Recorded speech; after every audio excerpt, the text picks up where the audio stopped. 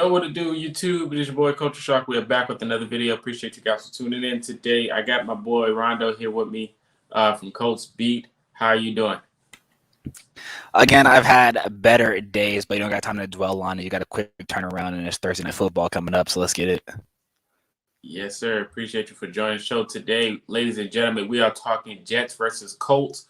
Going to be looking forward to this matchup. It's a short week, but I think all Colts fans can agree to this. We'll probably need this game more than anybody else because we are definitely on the hunt.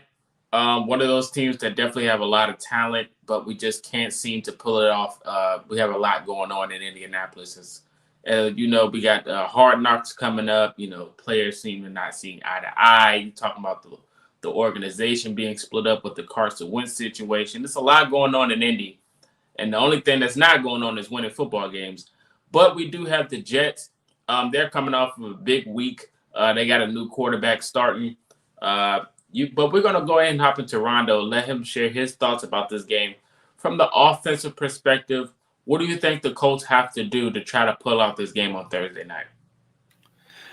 First things first, it starts with Jonathan Taylor. And this has clearly been a trend over the entire season that he has not amassed over 20 carries. He hasn't touched, I believe his max carries has been 18. And I just don't understand it. It feels like he's a baseball pitcher and he's on a pitch count because I just truly don't understand why they're so hard stuck on keeping him underneath that number. By all means, if he's not getting it done, then I get it. But we've seen time and time again this entire season, he has shown that teams can't stop him. So why you again, he gets in that 15, 16 carry range, and then you just decide to never hand him the ball off anymore is truly baffling to me. It starts there, and then it continues to the receivers. Pittman has been absolutely killing it. And I said this on my show, I clearly owe him an apology because I called him wide receiver 2, and he's clearly a wide receiver 1. Like he's ready to be that guy. He's showing you the guy that we were supposed to draft and come in and be last year. He kind of grew into that, but especially right now when we needed it the most with T.Y. missing, he has shown up and been that just throw it because I will go get it guy. But you mentioned it. We're playing the Jets. The defense is probably the better side of the ball for them, and it still should not be an issue. We should easily put points on the board. Yeah, I agree. It definitely should be an easy one for us, but I'm pretty sure it won't be because if anybody can beat the Colts, it's the Indianapolis Colts. But, hey, their quarterback did put up some yards last week, so I'm expecting him to probably do the same thing to us, but I think our bend-don't-break defense can definitely show up. I think I give the defense a lot of credit for what they did last week. I think they stepped up big time, and especially in certain situations. It was just the offense couldn't pull it off. But, yeah, I agree. Run the football, give the ball to Jonathan Taylor should be the key for the Colts to try to pull this off, even though it's going to be a tough one. But I really think they can do it. But like I said, on to the defense, man. For the defense's perspective, like for the edge rush, do you think they can make an appearance this Thursday night? I think they had a little slight debut on Sunday, but it wasn't as we expected because, the talent is there, but it's not there. I think it's due to the scheme. But how do you think the defense is going to pull up on the New York Jets? How do you think that's going to turn out? I expect them to come out angry. I want a similar response to after that Ravens game we blew and had to Texas next week and essentially just made Davis Mills' life a living hell. I expect that same type of effort because, again, you're going against a Jets team. Their O-line isn't doing any wonders. It's in the bottom half. They're a very young team as a whole. I was mentioning the fact that the quarterback, it's literally going to be his second career start. And here's the thing, yes, he had an amazing game against the Bengals last week, who play a similar defense to us with that bend, don't break, kind of just don't let them beat you over the top. He doesn't scare me because they got their fluke win already. I said this on my show again. I would be more scared going into this game if the Jets were winless because then they would be due. But they've gotten their 2 wins. They might be done winning games on the season. They're a rebuilding project, and they don't even have the guy under center who they drafted. It's a guy, not a guy off the street, but coming into the season, none of the quarterbacks on their roster have thrown a pass in a live game. So you're basically facing another rookie, and even then he's missing his top money acquisition addition, Corey Davis is already ruled out for the game. So who's really on that other side of the ball that absolutely terrifies you? Because I don't know about you, but for me, the only name I can really recognize is Jamison Crowder. And while he's a nice receiver, he doesn't scare me to the point of he's going to do, for example, what Cooper Kupp did to us. Yeah, I agree. I agree at that point. See, I needed somebody on a show like this, to bring me back to reality. Jameson Crowder's a good target. I think I actually wanted him before he went to the Jets, just to be a solid depth piece for the Colts.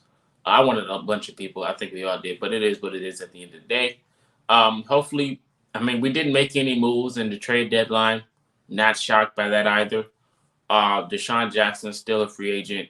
We still got a bunch of things we could do to take it to the next level, but I don't know if we're going to do that. I don't think anybody knows. But I'm pretty sure we won't do it. But like I said, this is probably just to see where our heads is at this year. Hopefully we can pull this one off. This is a nice little stretch for us before it gets a little rough again. But I do think we can go ahead and pull off this victory. I do think the offense will definitely find their stride. I'm pretty sure we're going to test those former corners that used to play for the Colts. I know there's a few of them out there that played for the Jets. I'm pretty sure Michael Pittman Jr. probably have him some catches out there. Jonathan Taylor should hit his stride. Now that we know that Marlon Mack is not being traded, I'm pretty sure we're probably going to use him more than we should have so far. But hey, you let me know. How do you think this game is going to turn out? Well, who do you think is going to be the go-to guys for offense and defense? Well, interesting enough, real quick, the Jets actually have no former Colts. All of those guys are gone.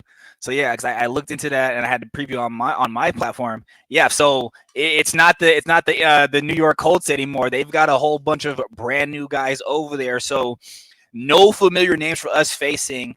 But as for the offense, who's going to be the go-to? It's going to be the same guys it's been all season. It kind of has to. It's got to be JT on the ground and Pittman in the air.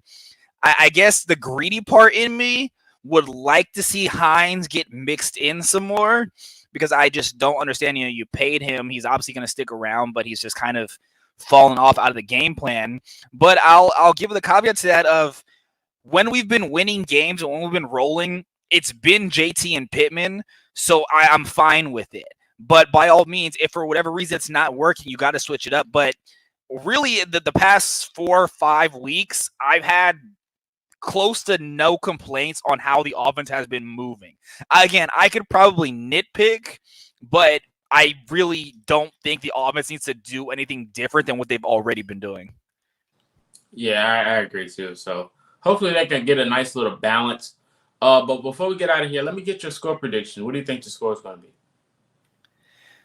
Yeah, so Vegas has the spread of the Colts are 10.5 favorites. I have the Colts covering. I say it's a 34-10 game. It needs to be very similar to when we play the Texans. You're coming off a depressing loss. You get a weak opponent at home. It's like I said, it's high school homecoming all over again. Get your spirits back up, beat up on them. You get the Jaguars on 10 days of rest, beat up on them, and then your real test comes when you go on the road to Buffalo. But this is a great opportunity, you mentioned earlier in the show, to regain games that we lost. And I am not celebrating an injury, but Tennessee just lost Derrick Henry. So they're vulnerable now. The AFC South is not out of grasp. Yeah, it really isn't.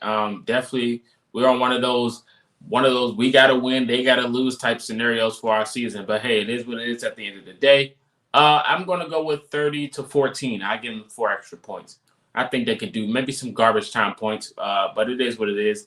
But yeah, you guys let us know your comment section, the score predictions, your thoughts about the game. Rondo, let us know where they can find you before we get up out of here, man. Yeah, of course. You can give my channel a follow on Twitter at the Colts Beat at SIA Colts Beat. You can catch us there. You can give me a personal follow at Rondo_Uno. And of course, give us a follow on YouTube at the network, the Say It Again Network. All right, there you have it. All those platforms. Be sure to leave a follow, subscribe to their channels and all their platforms, and also listen to their prediction as well, because he does have a co-host as well that's been on the show before. But you guys let us know in the comment section. Appreciate you for joining the show. Appreciate you for tuning in. Like, comment, subscribe, and go Colts.